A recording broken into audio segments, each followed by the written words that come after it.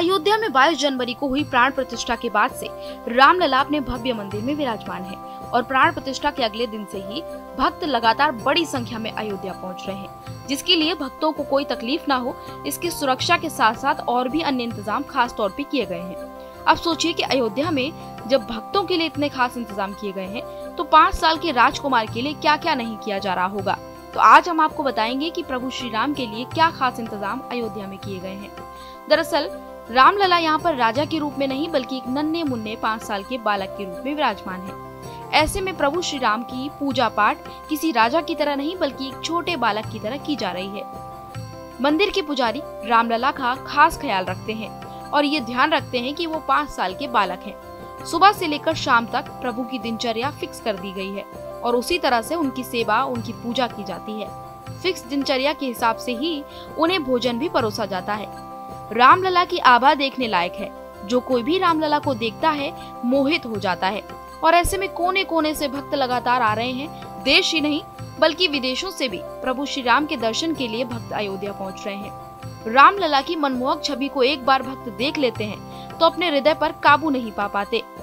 ऐसे में भक्त कई बार दर्शनों के लिए लंबी लंबी कतारों में लगने के लिए तैयार हो जाते हैं। ऐसे में इतने सारे भक्तों को दर्शन देने के लिए एक नन्हा बालक सहज रहे, इसका भी विशेष इंतजाम किया गया है। 5 साल के नन्हे बालक की रुचि के हिसाब से ही उनके भोजन, मनोरंजन और आराम की व्यवस्था देखी जा रही है। रामलला को रोज सुबह 4 बजे वैसे ही जगाते हैं जैसे माता कौशल्या उन्हें जगाया करती थी।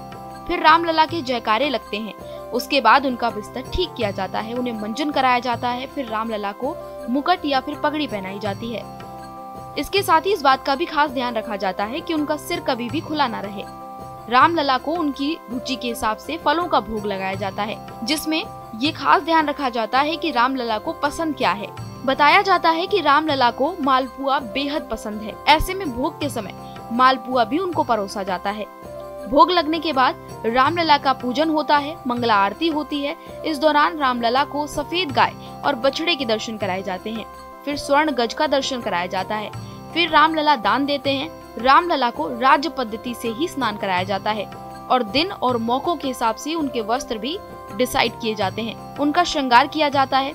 श्रृंगार के समय आरती भी की जाती है। हर दिन भगवान को अलग अलग रंग के कपड़े पहनाए जाते हैं। सुबह 6 बजे से रामलला की दिनचर्या शुरू होती है और 6:30 बजे तक रामलला अपने भक्तों को दर्शन देने के लिए तैयार हो जाते हैं। क्योंकि रामलला बालक के रूप में विराजमान है तो लगातार भक्तों को दर्शन नहीं दे सकते। ऐसे में वो सहज रहें, इसका खास ध्यान रखा जाता है।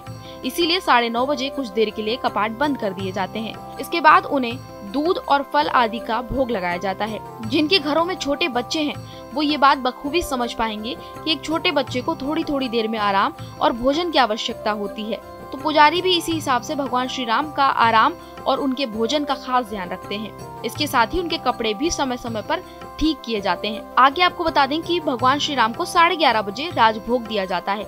राजभोग के दौरान भगवान श्री राम को संगीत सुनाया जाता है।